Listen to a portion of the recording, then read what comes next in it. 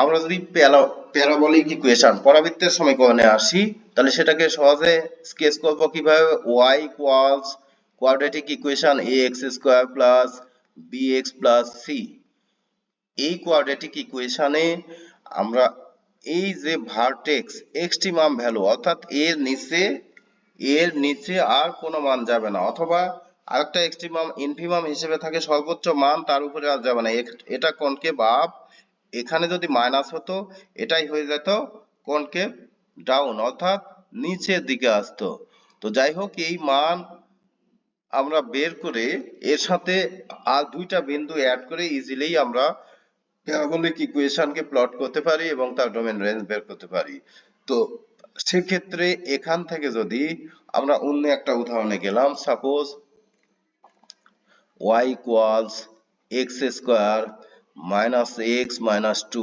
এই প্যারাবোলিক ইকুয়েশনকে যদি আমরা সহজে স্কেচ করতে চাই, তাহলে এখানে কিছু নেই বলতে a এর মান 1, এখানে x এর সহগ, b এর মান -1 এবং c এর মান -2। তো এই ভার্টেক্স বের করার জন্য সূত্র হলো -b/2a, আর এই -b/2a বসিয়ে দিলেই আমরা তার অর্ডিনেট কোটি y এর মান করেসপন্ডিং মান পাবো, অর্থাৎ ভার্টেক্স এর শীর্ষবিন্দু পাবো। আর একটা হলো যে এক্ষেত্রে x অক্ষকে ছেদ করবে কোথায়, সেটা আমরা ইজিলি এটাকে ফ্যাক্টরাইজ করে মান পেয়ে যাবো, অর্থাৎ x - 2 একটা, x + 1 একটা। তার মানে x অক্ষের ইন্টারসেক্টিং পয়েন্ট হবে -2, 0 তে একটা, আর একটা হবে, সরি এখানে মাইনাস ছিল, এটা হবে +2, 0 একটা, আর এখানে ছিল প্লাস, এটা হবে -1, 0 একটা। অর্থাৎ এইটাকে যদি আমরা প্লট করতে চাই, তাহলে সাপোজ 2, 0 একটা বিন্দু দিয়ে যাবে, আর -1, 0 একটা বিন্দু দিয়ে যাবে, সেটাই কোয়াড্রেটিক ইকুয়েশন থেকে আমরা ফ্যাক্টরাইজ করে পাবো। আর এটা ভার্টেক্স পাবো এই ফর্মুলা দিয়ে, এই ফর্মুলা দিলেই আমরা ভার্টেক্স পাবো।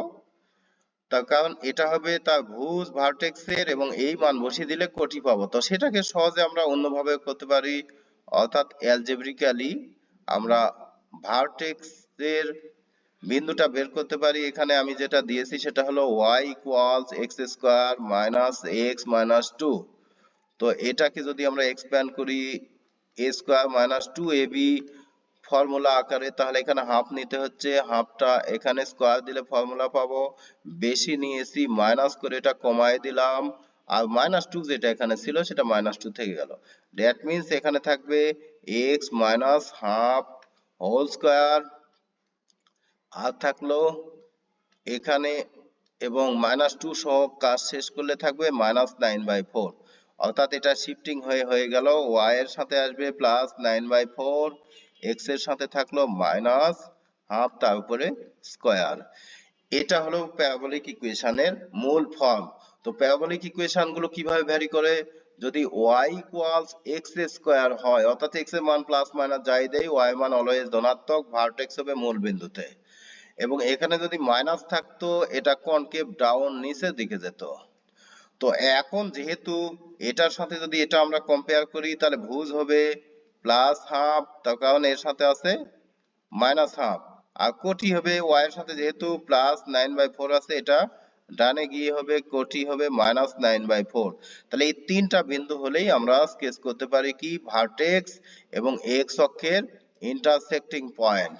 তো এটা যদি নেই, তাহলে হাফ সাপোজ হাফ -9/4, এটা হবে ভার্টেক্সের শীর্ষবিন্দু, আর এটা যাবে কোন দিক দিয়ে, এই যে 2, 0 আর -1, 0, এই রকমের হবে তার গ্রাফ।